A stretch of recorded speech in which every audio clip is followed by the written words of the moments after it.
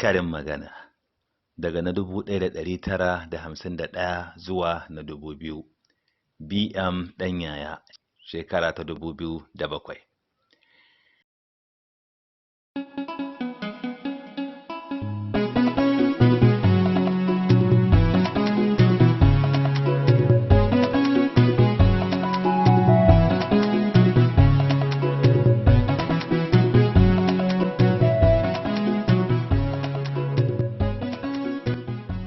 Yaya na iya da raina talaka a gaban sarki? Yaya zan yi da abin da ya gagari wuta in ji kishiyar ƙonanniya?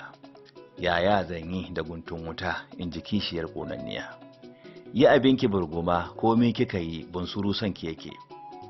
Yi ya fi rashin yi, ƙazama ta yi tsarki da ruwan ɗorawa. Yini da arziki ya fi kwana da tsiya. Yini ya isa aiki. Yunwa ba ƙanwar uban kowa ba ce. Yunwa ba a sha miki lahaula. Yunwa kai maza kwance. Za mu je ce ta tarar da mu je yaƙin ruwa ya taddasa kaina. Za mu hau in ji baran mai doki. Zaƙin mazallaƙo ɗa daga ciki yana roƙon uba kwabo. Zaƙin zaƙa fere mai gida ya fere kabewa. Zafin mutuwa sabo. Zafin nema baya kawo samu. Zakara ɗan neman suna ba da ƙwaya ka ci tsakuwa. Zakara a rataye baya cara. Zakaran da Allah ya nufa da cara ko ana mazuru ana shaho sai yayi. Zakaran dawaki kukanka ba na alheri ba. Zakaranka raƙuminka. Zama da maɗaukin kanwa shi kan kawo farin kai. Zama lafiya ya fi zama ɗan sarki. Zama wuri ɗaya tsotsayi ne in ji kifi. Zaman duniya cuɗe ni in cuɗe ka. Zaman duniya iyawa ne. Zaman duniya lumbu ne. Zaman inuwa yakan kawo daɗin magana. Zaman kare a karofi ba rini ba matsa. Zaman lafiya ya fi gara. Zamani baka jin magani. Zamani riga ne. Zancen banza zakara ya taka wuka. Zara ba ta barin dabi. Zato zunubi. Zawo ƙare ƙarfi.